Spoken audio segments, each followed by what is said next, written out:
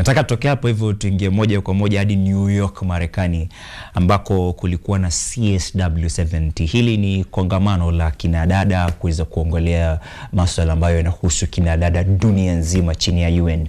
Sikiza taarifa yenyewe.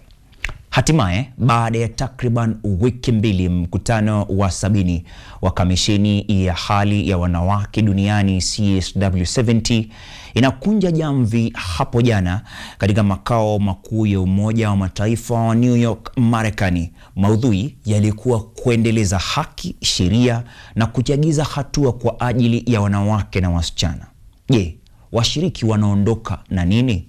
Kufuatana ama wewe, tunakupa nafasi ya uwezo kufuatana na Assumpta Massoi kwenye mada hii kwa kina maalum kutoka UN Habari. Swadakta kabisa, na moja kwa moja naanza na cha usiku Kafuti Kuya, naibu mrajisi mahakama kuu Zanzibar nchini Tanzania, na anasema katika wiki mbili walizokuwa hapa swala kubwa lilozungumzwa ni ushirikishwaji wa watu wote, na hilo analibeba na kuondoka nalo. Nilichokibeba hapa pamoja na hizo kutoa elimu, lakini pia ni ile kwamba ushirikishwaji, wanasema pamoja na kwamba tunatafuta, tunaenda, tunaelimishana masuala haki za wanawake na vitu vingine, lakini ushirikishwaji wa wanaume ni kitu ambacho kimesemewa karibu katika side event nyingi ambazo nimeingia. Kwa hiyo nimesema pamoja na kwamba tutakuwa tunayo mikakati ya kama mwanamke na kama naibu mrajisi wa mahakama Zanzibar, lakini nimesema nabeba pia kushika wanaume kwenda nao pamoja, kwa sababu tukizungumza peke yetu itakuwa ni sisi kwa sisi. Tukizungumza na wanaume tunakwenda pamoja na tunaamini tutafanikiwa kwa pamoja. Mshiriki mwingine ni Zahra Salehe, mkurugenzi mtendaji wa shirika la ICAO linalojihusisha na kuwakwamua vijana nchini Tanzania. Akihojiwa na Arnold Kayanda wa idhaa hii, amesema kwa kushiriki mikutano hii amegundua kuwa changamoto nyingi zinakaribiana kufanana kote ulimwenguni, na kuna kundi moja katika jamii likizingatiwa linaweza kuwa mwisho wa changamoto ambazo kwa miaka mingi zimekuwa zikivuka kizazi kimoja hadi kingine. Tunabadilishana huo uzoefu, hichi kilifanya kazi, hichi hakifanyi, na mimi nabadilishana hiyo. Kikubwa mimi kwa ninachojifunza kutoka kwangu, ni kulitizama dirisha la kundi la vijana kama ndio sehemu ya kufanya mabadiliko. Unajua kuna matatizo mengi tunajifunza tukija hapa, lakini ni kama yanaendelea. Generation iliyopita walipitia, kinachofuata, kizazi kinachofuata kinapitia, kizazi kinachofanya kinapita. Jinsi gani nchi mbalimbali zinaweza kufanya dirisha la vijana kama ndio sehemu ya kufanya mwisho wa kile ambacho walikipitia kizazi kilichopita. Kuwatizama vijana kama wanasema partners. Yani hawa tuweke kimkakati. Kama hapa mkakati ni afya, hapa mkakati ni uchumi, hapa mkakati ni mila na desturi.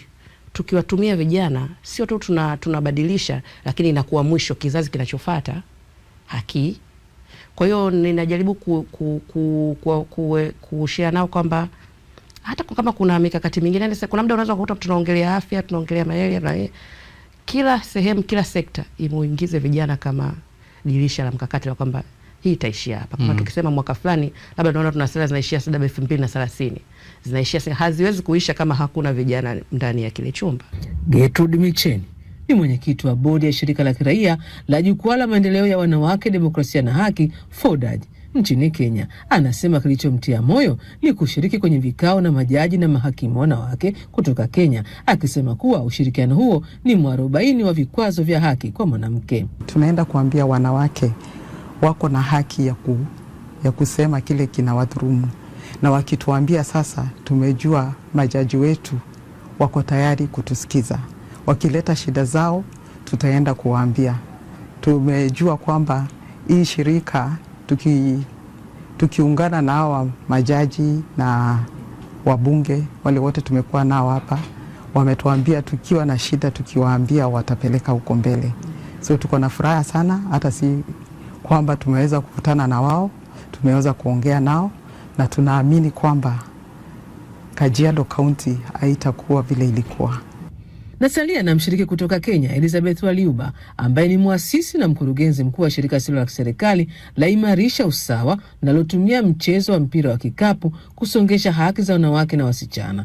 Yeye anasema jambo kubwa alilojifunza ni kwamba sasa ni wakati wa kutekeleza kwa vitendo walioafikiana na si kauli au vikao. Hatuhitaji sera peke yake katika upiganaji wa mambo za haki za kijinsia, ila tunahitaji pia utekelezaji halisi, na tunahitaji kujumuisha mahitaji na